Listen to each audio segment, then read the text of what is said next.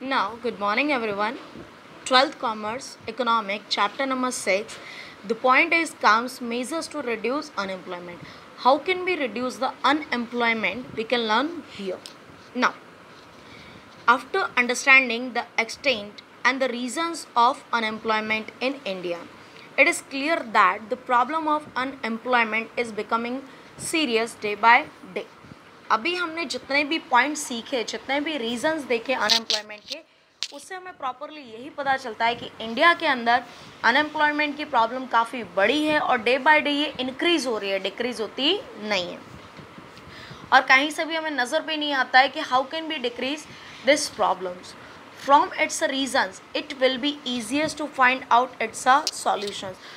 हमें जितने उसके रीजंस बताए गए उससे हम इजीली उसका सॉल्यूशंस फाइंड कर सकते हैं।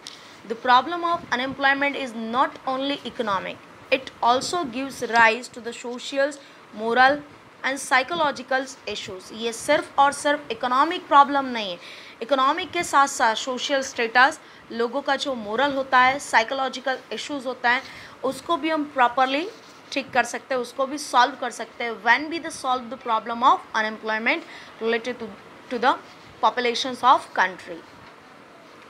From the political's point of view, also this problems is serious. Political's point of view से भी ये problems काफ़ी ज़्यादा serious है. That is why in India, right from the first 5 years plan, one major objective is to reduce unemployment. जब से India को freedom मिली है और फर्स्ट 5 years प्लानिंग की स्टार्टिंग हुई, तब से इंडिया का मोटो रहा है कि हमें इंडिया के अंदर अनएम्प्लॉयमेंट का रेशियो कम करना है। लेकिन जैसे हमने डिजिट देखे थे आगे, उससे हमें पता चलता है ये कम होने की वजह डे बाय डे बढ़ती जा रही है। Specially from the 5th and 6th 5 years plan, the prime objective is the reduction of unemployment. 5th और 6th जो प्लानिंग पीरियड था उसके अंदर मेन मोटिव ही रखा गया था to reduce the unemployment problems. In the 8th 5 years plan, it was thought to make right to employment as a fundamental right, and changes could be made in constitutions, but it could not be materialized. Means what? हमारा जो constitutions है हम उसमें change लेकर के आएंगे। Employment, it is a fundamental right to every persons who resident in India, but हम जैसा सोच करके आगे बढ़ना चाहते थे वैसा प्रॉपरली रेशियो में हुआ नहीं। But it is a clear that to provide appropriate employment opportunity is a prime responsibility of our countries. Means what? हर एक पीपल्स को प्रॉपरली रेशियो के अंदर एम्प्लॉयमेंट की अपॉर्चुनिटी प्रोवाइड करना, ये हमारी प्राइम रिस्पॉन्सिबिलिटी है। To solve the problems of unemployment following steps can be taken. देखते हैं हमारी गवर्नमेंट ने क्या क्या स्टेप्स लिए हैं। फर्स्ट आता है पॉपुलेशंस कंट्रोल।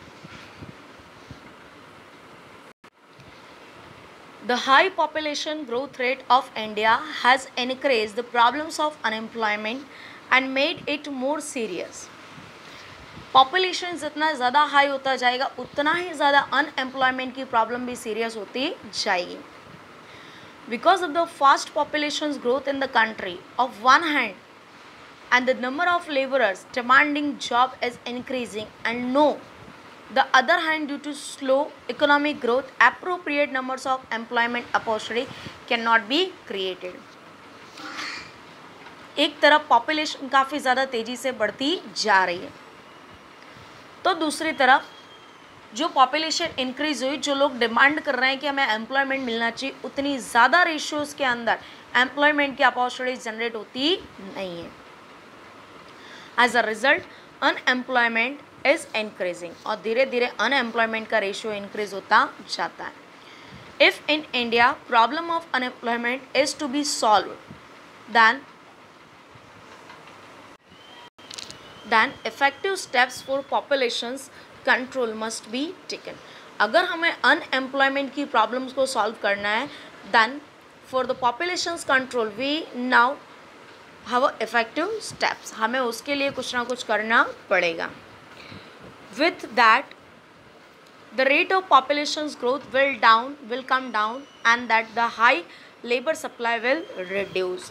अगर populations की growth rate को कम किया जाए तो लेबर के सप्लाई को भी हम कम कर सकते हैं. So the numbers of job seekers will reduce and know the other hand because of populations control. तो यहाँ पर कैसा हो जाएगा, जब पॉपुलेशंस कम हो जाएगी तो अपने आप पॉपुलेशंस के कारण लेबर्स का सप्लाई कम हो जाएगा और डिमांड के हिसाब से हम उसके सप्लाई को पूरा कर सकते हैं. And resources will becomes surplus. As a result, rate of capital investment and employment opportunity will be increases. और जो मनी हम पॉपुलेशंस की ग्रोथ के पीछे खर्च करते थे वो सेविंग होगी, तो इन्वेस्टमेंट का रेशियो बढ़ेगा, प्लस इन्वेस्टमेंट के रेशियो के साथ साथ प्रोडक्शंस का रेशियो और एम्प्लॉयमेंट की अपॉर्चुनिटीज का रेशियो भी इंक्रीज होगा. With the population's control in the long term, the productive age group 15 to 64 years can be placed appropriately. अगर हम populations को कंट्रोल कर सकें तो लॉन्ग टर्म के बाद जो हमारा प्रोडक्टिव एज ग्रुप है, मतलब जो प्रोडक्शन फील्ड के अंदर काम करने वाले लोग हैं 15 to 64 ईयर्स के, उनको हम प्रॉपरली रेशियोज के अंदर एम्प्लॉयमेंट प्रोवाइड कर सकते हैं. नेक्स्ट पॉइंट आता है increase in the rate of economic development. One of the constructive solutions of the reducing unemployment is by increasing the rate of economic development. अब अगर हमें कंफर्म सॉल्यूशन चाहिए तो हमें इकोनॉमिक डेवलपमेंट का रेशियो बढ़ाना पड़ेगा. जितना ज़्यादा इकोनॉमिक डेवलपमेंट का रेशियो हाई होगा उतना ज़्यादा इन्वेस्टमेंट और प्रोडक्शंस का रेशियो हाई होगा, और इन शॉर्ट में प्रोडक्शन प्रोसेस को कंप्लीट करने के लिए हमें लोगों की ज़रूरत पड़ेगी. So the employment opportunities created in the initial years of planning. शुरुआत के टाइम पर the rate of economic development use to be as a low 3 to 3.5%. Starting के पीरियड में हमारी कंट्री का इकोनॉमिक डेवलपमेंट का रेशियो था 3 to 3.5%. If economic development is continuously increased at a higher rate, अगर कंट्रीज़ के अंदर इकोनॉमिक डेवलपमेंट का ratio continuous without any break increase होगा, वो भी हायर रेट पे, then the employment opportunity can also develop at a higher rate. जितना ज़्यादा इकोनॉमिक डेवलपमेंट हाई होगा उतना ही ज़्यादा एम्प्लॉयमेंट की अपॉर्चुनिटीज़ भी हाई होगी. So the problems of unemployment can be solve, और इस तरीके से हम हमारी अनएम्प्लॉयमेंट की प्रॉब्लम को सॉल्व कर सकते हैं. For that coordinating various sectors of economic, just like we have 3 sectors: agriculture, industrials and service sectors. Efforts should be made to increase capital investment between public, private and cooperative sectors.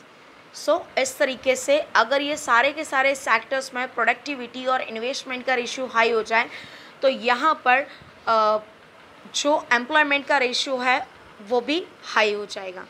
In the agriculture sector, irrigational facilities and other required facilities should be increases, then the agriculture's growth rate should be kept high.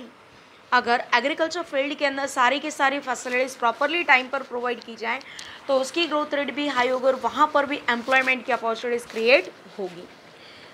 Efforts should be made so that advantages of green revolution shall be rapid by every state, and that's why achieving the high economic development and employment opportunities should be increases and the problems of unemployment could be solved.